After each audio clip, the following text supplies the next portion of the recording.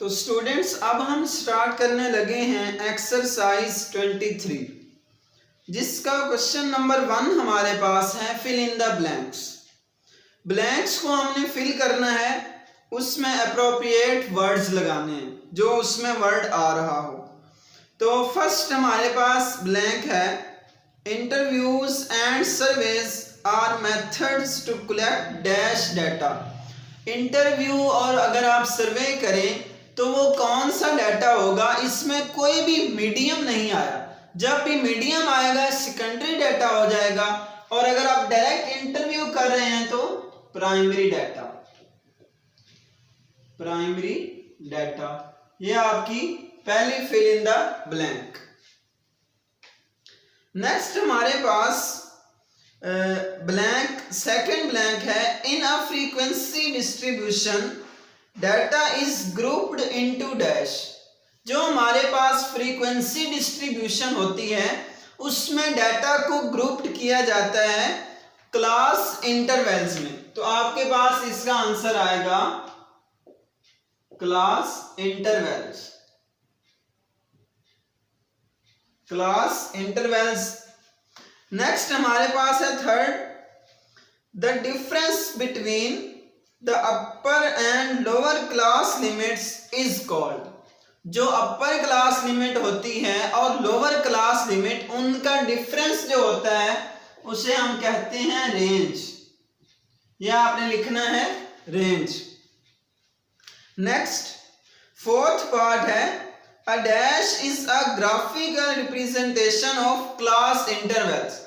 मैंने आपको इंट्रोडक्शन में बताया कि जब हम टेबल बनाते हैं तो उसको ग्राफिकली रिप्रेजेंट करते हैं तो उसे क्या कहते हैं, हिस्टोग्राम।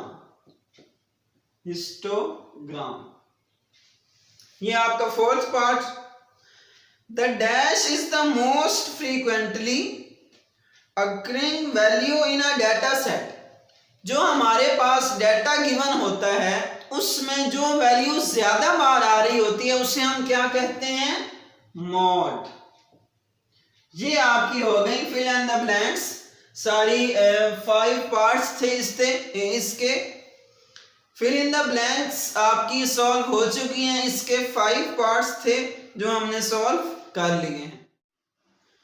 तो नेक्स्ट हमारे पास क्वेश्चन नंबर 2, जिसकी स्टेटमेंट ये है, state whether the following are true और फॉल्स। क्वेश्चन नंबर 2 हमारे पास है ट्रू फॉल्स। तो आपको एक स्टेटमेंट दी जाएगी, आपने बताना है ये ट्रू है या फॉल्स। तो स्टार्ट करते हैं।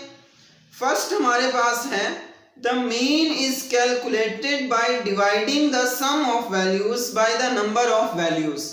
तो मीन जो होता है वो एवरेज होती है, उसमें सम ऑफ वैल्यूज को नंबर ऑफ वैल्यूज पे डिवाइड करते हैं। तो ये है ट्रू स्टेटमेंट, आप लिखेंगे ट्रू।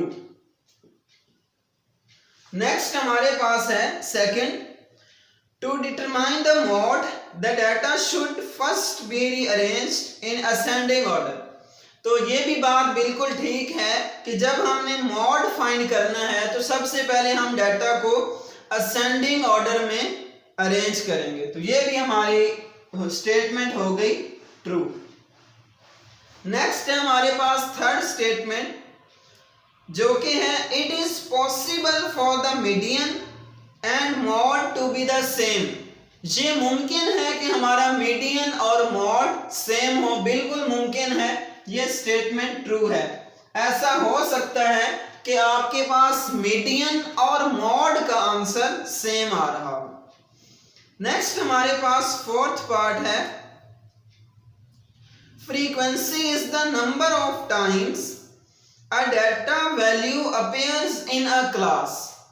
कि फ्रीक्वेंसी क्या है कि एक वैल्यू जो है वो कितनी बार उस डाटा में आ रही है, इसे हम फ्रीक्वेंसी कहते हैं। बिल्कुल ठीक, यह स्टेटमेंट भी ट्रू है कि फ्रीक्वेंसी जो है वो है number of times data value appears in a class. Next fifth part है, the sum of fx is equal to the number of data values. जो fx होता है टेबल में वो होता है equal number of data values के तो बेटा ऐसा नहीं होता, एफ एक्स हमारे पास नंबर ऑफ डाटा वैल्यूज के इक्वल नहीं होता।